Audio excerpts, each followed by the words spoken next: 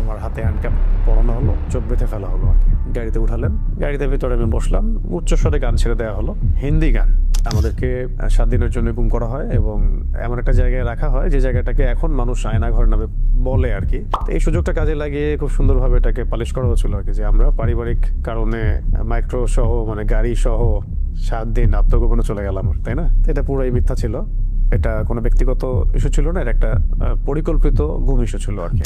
মনে হলো যে maybe this is the end of my life, my journey, my mission. তা আমার মনে আছে যে আমি কালিমা শাহাদা পড়লাম। এখানে এসে আমার হাত ধরলো যিনি, ঠিক আছে, তিনি আমাকে বললেন যে we are from DB, please cooperate. এই তো সে ভাই লুঙ্গি পড়া, তো আমি বললো আরে ভাই লুঙ্গি পড়ছেন, সমস্যা নেই, চলেন ওঠেন, ব্যাপার না, আমার পোশাক আছে, ওখানে গিয়ে দিয়ে দিব। তো ও বেচারা লুঙ্গি পরে উঠে গেছে, ও লুঙ্গি পরে আয়না করে।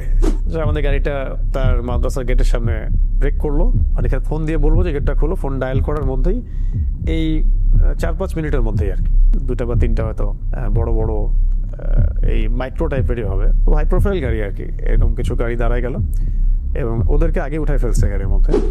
ভেতরে যদি আপনাকে মারাও হয়, পিটানো হয়, বাইরে আপনি সাউন্ড যাবে না যদি আপনি চিৎকার করেন।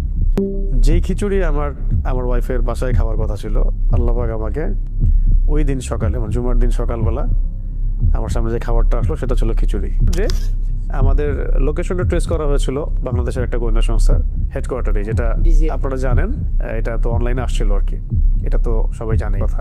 তখন কিন্তু অনেস্টলি স্পিকিং যে আমাকে এত মানুষ চিনেও না। ওই সময়ে সেই দুজন ভাই এসে আমাকে বলছিলেন যে ভাই আদনান ভাই না আপনি? তা আমি বলছেন জি ভাই, আপনাকে এই জায়গায় এইভাবে দেখবো এটা আমরা কল্পনাও করি নাই।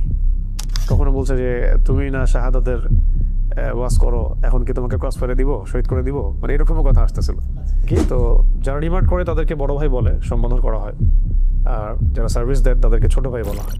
রিমান্ড তো একটার পর একটা হচ্ছেই, প্রতিদিনে মনে হয় 1-2টা করে রিমান্ড হতো, রাত্রে 1টা করে হতো।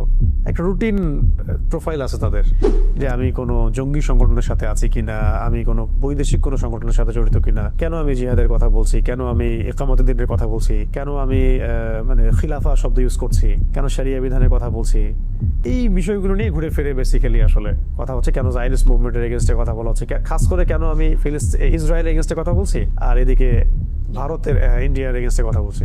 আমার কাছে মনে হয় ওই 7 দিন আমি যেভাবে আল্লাহকে ফিল করেছি, এটা আমি মনে হয় আমি আমার জীবনে আর কখনো করি নাই।